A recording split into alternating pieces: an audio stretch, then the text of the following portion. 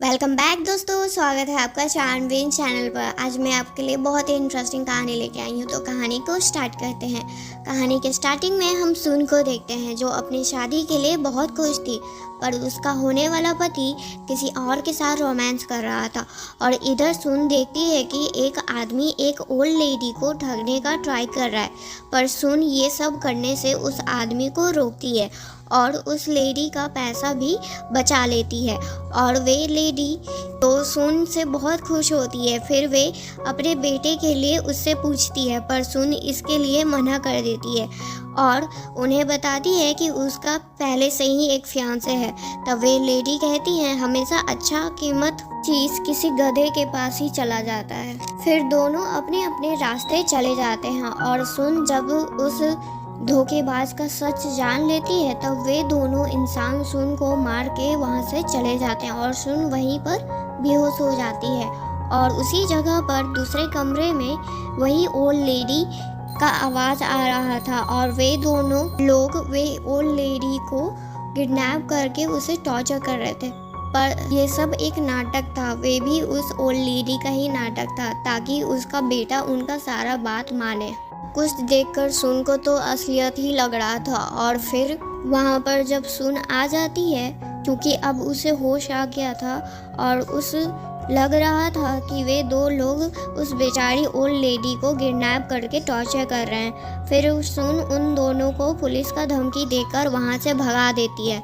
फिर वे old lady इस सुन से पूछती है कि वे यहाँ क्या कर रही है। तब इस पर सुन बताती है कि उसका और उसके फियांसे का ब्रेकअप हो गया है, क्योंकि उसका सच उसे पता चल गया था कि वे उसे चीट कर रहा है और वे अपनी गर्लफ्रेंड के साथ उसे मारकर वहाँ से चला गया था। और वे उसी समय वहीं पर बेहोश हो गई थी और उसे अभी होश आया था। पर ये सब कुछ सुनकर ओल्ड लेडी को बहुत खुशी हो रहा था, क्योंकि उसका ब्रेकअप हो गया था और वे अब सिंगल है, तो वे उसके बेटे से शादी कर सकती थी। फिर सुन उन्हें उनके घर ले जाती है, पर उस घर को देखकर सुन को लग रहा था कि ये घर किसी और का है और वे उस ओल्ड लेडी को अपने घर ले जाने का बात कर रही थी। पर वे ओल्ड लेडी कहती है कि यही तो उसका घर है। और जब उनका बेटा आता है तब तो सुन उन्हें देखती ही रह जाती है। और ये मिस्टर लू होते हैं और यही हमारे मेन लीड भी होते हैं। फिर मिस्टर लू की मदर उन्हें सुन से शादी करने का ऑर्डर देती हैं और मिस्टर लू इस बात के लिए मान भी जाते हैं। और अब सुन का मिस्टर लू से शादी हो चुका होता है। फिर मिस्टर लू सुन से तो प्यार तो नहीं करते थे और उन्हें ये शादी भी अपनी मदर के लिए किया था। फिर मिस्टर लू सुन को एक कार्ड देते हैं जिसमें हर मंथ 1 मिलियन रुपए आते रहेंगे। और ये सब बस क्योंकि वे मिस्टर लू की वाइफ हैं और मिसेस लू हैं अब वे। पर ये सब कुछ सुनकर सुन तो बहुत हैरान हो जाती है, क्योंकि वे अब एक पल में ही इतनी अमीर बन गई थी और उसके पास वे कार्ड था जिसमें हर मंथ 1 मिलियन आते रहेंगे। और सुन बहुत खुश थी, पर अभी भी सुन को ये सब पर इतना आसानी से बिलीव नहीं होने वाला था और ना ही उसे इतना आसानी से कोई पैसा चाहिए था। तो वे मिस्टर लू से कहती है कि वे घर का सारा काम कर लेगी और उनका और उनकी मदर का भी ध्यान रखेगी। पर मिस्टर लू कहते हैं कि तुम उनकी वाइफ हो, ना कि कोई नैनी हो। तब सुन पूछती है कि क्या वे बाहर काम कर सकती है। तब मिस्टर लू इसके लिए हाँ बोल देते हैं। फिर सुन वहाँ से खुशी खुशी चली जाती है और मिस्टर लू को सुन बहुत इंटरेस्टिंग लग रही थी और वे उन्हें और जानना चाहते थे। और अगले दिन ऑफिस में जो मिस्टर लू की ही कंपनी थी, उसी में सुन अप्लाई करने आई थी। पर वहाँ पर वही चीटर लड़की क्यू उसे सुन का मुलाकात हो जाता है और क्यू सुन को देखकर यही कहती है कि तुम अभी तक मरी नहीं हो। तब सुन कहती है कि तुम्हारे लिए और उस चीटर आदमी के लिए ही अच्छा है कि मैं अभी तक मरी नहीं हूँ। अगर मैं मर जाती तो तुमको और तुम्हारे चीटर बॉयफ्रेंड को 10 साल से ज़्यादा ऊपर की सज़ा होती। फिर क्यू सुन का फाइल देखकर हंसते हुए कहती है कि तुम्हारी इतनी भी औकात है कि तुम इतनी बड़ी कंपनी में जॉब करने आई हो और उसी के सामने उसका सीवी को फाड़ देती है।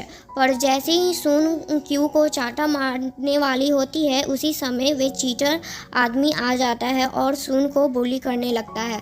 और ये दोनों यही लू कंपनी में काम करते थे और ये चीटर लड़का अभी ही ह्यूमन रिसोर्स डायरेक्टर बना था और वे भी अपनी जैसी चीटर के हेल्प से। और फिर सुन उन दोनों को पहले वार्निंग देती है कि वे जो भी कर रहा है और अपने पावर का गलत इस्तेमाल कर रहा है वे करना बंद कर दे। पर उन दोनों को तो सुन को वो बुली करने में ही मज़ा आ रहा था। फिर सुन अपने हस्बैंड मिस्टर लू को कॉल करती है और ये सब के बारे में बताती है। पर मिस्टर लू ही सुन के साथ फ्लर्टिंग करने लगते हैं कि वे यहाँ पर क्यों जॉब करने आई है और क्या सही में वे उनकी सेक्रेटरी बनना चाहती है। और इधर उन दोनों को लग रहा था कि सुन किसी नकली मिस्टर लू से बात करके उन्हें डराने का कोशिश करना चाहती है। पर सुन उस HRD को फायर करने के लिए कहती है और तभी वे लड़का सुन का फ़ोन लेकर हंसते हुए ऐसा ही करने के लिए मिस्टर लू से कह रहा था और सुन उसके हरकत पर मन ही मन अफसोस कर रही थी। और इधर मिस्टर लू अब बहुत गुस्से में थे क्योंकि किसी ने उन्हें चैलेंज किया था। फिर ऑफिस में वाइस प्रेसिडेंट सुन को ऑफिस के बारे में बता रहे थे पर वे बीच क्यों सुन और वाइस प्रेसिडेंट का एक साथ वीडियो बनाकर ऑफिस के ग्रुप में डाल देती है। फिर कोई भी सुन से बात नहीं कर रहा था और उसके बारे में बुरी बात कर रहे थे कि ऑफिस में आते ही वाइस प्रेसिडेंट को पटाने का ट्राई कर रही है और क्या पता वाइस प्रेसिडेंट के हेल्प से ही वे इस ऑफिस में एक काम मिला हो उसे। और अब सभी सुन को उसके कलीग्स बुली कर रहे होते हैं और उसे ब्लेम कर रहे थे कि वे किसी के फैमिली को ब्रेक करने का कोशिश कर रही है ऑफिस में आते ही। और उसे बोल रहे थे किसी को कितना आसानी से जॉब मिल जाता है और ये सब क्यू और कलीग्स उसे बोल रहे होते हैं। फिर क्यू अपने BF के लिए उसे सुना रही थी कि उसके कारण उसके BF को जॉब से निकाल दिया गया। तब इस पर सुन कहती है वे उसकी गलती के कारण उसे निकाला गया है। फिर वहाँ पर वाइस प्रेसिडेंट भी आते हैं और सुन का वैसा हालत देखकर वे परेशान हो जाते हैं और सभी को वार्निंग देते हैं कि अब उसके साथ कुछ अच्छा नहीं होने वाला है। और सुन वाइस प्रेसिडेंट से छुट्टी लेकर वहाँ से चली जाती है घर और क्यू सभी को डरने के लिए मना करती है और कहती है कि सुन कुछ भी हमारा नहीं बिगाड़ सकती है। और घर पर मिस्टर फू को पता चल गया था कि उनकी वाइफ के साथ ऑफिस में आज क्या क्या हुआ था। फिर वे क्यू को सबक सिखाने का सोच रहे होते हैं और साथ ही सारे एम्प्लॉय को बताना चाहते थे कि आखिर सुन है कौन। फिर मिस्टर लू सुन से उनके बारे में पूछते हैं कि वे क्या ठीक तो है ना अभी। पर सुन अपना दर्द छुपाते हुए मिस्टर लू से कह देती है कि वे बिल्कुल ठीक है। फिर मिस्टर लू सुन को किस करते हैं और अगले दिन ही मिस्टर लू और सुन का वेडिंग होने वाला था। और जब सुन अपने वेडिंग प्लेस पर आती है तब वहाँ कुछ बेकार लोग सुन का रास्ता रोक कर उसे बुली करते हैं पर सुन भी उन्हें अच्छे से आंसर देती है और इस पर क्यू और इरिटेट हो जाती है। पर तभी वहाँ पर मदर आ जाती हैं और सबको अच्छे से सुनाती हैं। पर वे क्यू और उसका BF को मदर भी कोई एक्टर ही लग रहे थे और उनका भी मजाक बनाने लगते हैं वे लोग और साथ ही सुन को बुली भी कर रहे थे। पर तभी मदर को सांस लेने में प्रॉब्लम आने लगता है पर वे लोग अभी भी मदर को और सुन को बुली कर रहे थे। और तभी वहाँ पर मिस्टर लू भी आ चुके होते हैं और वे लोग तब उन्हें पता चलता है कि सुन उनकी सही में वाइफ है। पर मिस्टर लू अपनी मदर को वैसी हालत में देखकर वे बहुत परेशान हो जाते हैं और फिर वे उन्हें अंदर लेकर जाते हैं और ये लोग अब बहुत डर चुके होते हैं जो भी उन्होंने मिस्टर लू की वाइफ और उनकी मदर के साथ किया था। फिर मदर उन दोनों को टेंशन नहीं लेने के लिए बोल रही होती हैं क्योंकि वे अब ठीक थी। फिर मिस्टर लू ये सब कैसे हुआ उसके बारे में पूछते हैं। फिर सुन सब कुछ उन्हें बता देती है और ये सब सुनकर मिस्टर लू बहुत गुस्सा आ रहा था उन्हें, पर वे अभी कोई भी एक्शन नहीं लेना चाहते थे क्योंकि आज उनकी शादी थी और उनकी मदर को आज उनका शादी देखना ही था। फिर सुन अपने ड्रेस चेंज करने के लिए जाती है, पर तभी क्यू का बीएफ उसे रोक लेता है और उसे सवाल करने लगता है कि वे कब से मिस्टर लू को जानती है और वे क्या पहले से ही उसे चीट कर रही थी। तब सुन ये सब बात सुनकर उसे एक चाटा मारती है, पर वे बेशरम इंसान और भी घटिया इल्ज़ाम लगा रहा होता है सुन पर और अपनी नौकरी के लिए भी उसे ही ब्लेम कर रहा था। फिर वे सुन से 10 मिलियन पैसे मांगता है और नहीं उसके फ़ोटोज़ को मिस्टर लू को दिखाने का धमकी दे रहा होता है। और ये सब कुछ सुनकर सुन को तो बिलीव नहीं हो रहा था कि वे इस जैसे घटिया इंसान से कभी प्यार करती थी। और इधर क्यू भी मिस्टर लू को सुन के बारे में घटिया बात बोल रही होती है, और वे चाह रही थी कि उसके सारे इन बातों पर मिस्टर लू बिलीव करे, पर ऐसा कुछ भी नहीं होता है। मिस्टर लू उसके एक भी बात पर बिलीव नहीं करते हैं और उसे वहाँ से जाने के लिए बोल देते हैं। फिर मिस्टर लू को पता चलता है कि वे आदमी सुन को बुली कर रहा है, तो वे उसे बचाने के लिए जाते हैं और तभी वहाँ मिस्टर लू आ जाते हैं और उस घटिया आदमी को मारते हैं। फिर वे वहाँ से चला जाता है। फिर सुन उन रोते हुए कहती है कि तुम्हारे लिए मैं अच्छी नहीं हूँ। तब मिस्टर लू कहते हैं मैं डिसाइड करूँगा ये बात कि तुम मेरे लिए अच्छी हो कि नहीं हो। मिस्टर लू सुन को बता देते हैं कि वे उन्हें बहुत पसंद करते हैं। फिर ये सब कुछ सुनकर सुन बहुत खुश होती है और रो रही होती है। और जब वे दोनों अपनी शादी के लिए रेडी हो जाते हैं तब सुन को परेशान देखकर मिस्टर लू उससे पूछते हैं कि सब कुछ ठीक तो है ना। तब सुन उन्हें बता देती है कि उसके एक्स बॉयफ्रेंड ने उसके बेहोशी में उसका गलत फ़ोटो लिया था और अब उस फ़ोटो के लिए वे उसे ब्लैकमेल कर रहा है। फिर सुन उनको इस बात का टेंशन नहीं लेने के लिए कहते हैं और उसे प्रॉमिस करते हैं कि वे ये सारा प्रॉब्लम वे सॉल्व कर देंगे।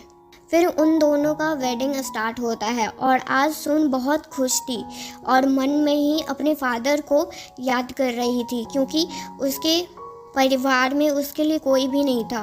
फिर उन दोनों का वेडिंग कंप्लीट हो जाता है और इधर उन दोनों लोग को ऑफिस से भी निकाल दिया जाता है, पर क्यू को प्लान बनाती है कुछ और अगले सुबह मिस्टर लू सुन के लिए ब्रेकफास्ट रेडी करते हैं। फिर मिस्टर लू और सुन एक साथ बैठकर ब्रेकफास्ट भी कर रहे होते हैं। मिस्टर लू सुन को समझा रहे थे कि उन्हें अब किसी के बुली से डरने की ज़रूरत नहीं है और ना किसी को बर्दाश्त करने की कोई ज़रूरत है, और जब भी उन्हें कोई प्रॉब्लम आए तो वे उन्हें बेफिक्रली बता सकती है। और ऑफिस में क्यू सभी एम्प्लॉय को अपने बातों में फंसा रही थी कि वे सभी को ये समझा रही थी कि ये शादी शायद नकली है और मिस्टर लू और सुन के बीच में कोई डील हुआ होगा, तो वे उससे डरे ना और क्यों सुन को बुली करते रहे। फिर क्यू सुन से जाते जाते ऑफिस से लड़ने लगती है, पर सुन उसे अच्छा खासा जवाब देती है। पर ऑफिस में अब सुन के बारे में फिर से बुरी बातें स्टार्ट हो गई थी, पर अब सुन हार मानने वाले में से नहीं थी। वे दुखी तो थी, पर वे अब बहुत कोशिश और मेहनत करना चाहती थी। और ये सब कुछ सारा बात मिस्टर लू को भी पता चल जाता है और उन्हें अपने एम्प्लॉय पर बहुत गुस्सा आ रहा था। और तभी सुन मिस्टर लू के लिए लंच लाई होती है, पर वे ऑफिस का मैटर वे मिस्टर लू को नहीं बताने आती थी क्योंकि वे और कोई प्रॉब्लम उन्हें नहीं देना चाहती थी। और मिस्टर लू भी समझ गए थे कि सुन उन्हें कुछ भी नहीं बताएगी। और अगले दिन मिस्टर लू के लिए उसके डैड का घर सुन को दे देते हैं, पर ये मिस्टर लू के फादर इन लॉ जो थे उन्हीं का ये घर था जो सुन अपने एक्स बॉयफ्रेंड को दे दी थी। उसे लग रहा था कि मिस्टर लू उसके एक्स बॉयफ्रेंड से ये खरीद लिए हैं, लेकिन मिस्टर लू बताते हैं कि मैंने नहीं खरीदा है, उसने अपना गलती के जो किया था उसने ही खुद आकर मुझे ये दिया है और ये तुम्हारे डैड ने तुम्हारे लिए छोड़ा है, तो इस पर तुम्हारा ही पूरा हक है। और मिस्टर लू कहते हैं कि उन लोगों को भी मैंने सबक सिखा दिया है जिसने तुम्हारे साथ गलत किया था। और अब ऑफिस में मिस्टर लू सुन को ज़्यादा काम करने से मना करते हैं, पर सुन कहती है कि अगर वे ज़्यादा काम नहीं करेगी तो वे एक सीईओ की वाइफ कैसे कहलाएगी। तब मिस्टर लू कहते हैं तुम्हारा एक और ड्यूटी है, हमारे बच्चे को जन्म देने का। और ये बात सुनकर सुन वहाँ से हंसते हुए चली जाती है, पर वे अपने काम पर अब पूरे मन से कर रही होती है और बहुत मेहनत कर रही होती है। और वे क्यों भी आग लगाने का काम अपना जारी रख रही थी, पर अब मिस्टर लू उसे एक लास्ट वार्निंग देकर वहाँ से जाने के लिए बोलते हैं और उसे धमकी देते हैं कि अगर अब वे कोई प्रॉब्लम क्रिएट की तो उसके पूरे ख़ानदान को गायब कर देंगे वे। फिर क्यों वहाँ से डरते हुए वहाँ से चली जाती है। और रात में जब सुन को पता चलता है कि उसके कलीग्स अब उसके लिए कोई भी गलत नहीं समझते हैं उसे, तब वे बहुत खुश होती है। फिर मिस्टर लू सुन को गोदी उठाकर वहाँ से लेकर जाते हैं। हैप्पी एंडिंग दोस्तों। कैसी लगी आपको ये स्टोरी प्लीज़ कमेंट करके बताइएगा और लाइक भी कर दीजिएगा और सब्सक्राइब करना तो बिल्कुल मत भूलिएगा। थैंक यू मेरी स्टोरी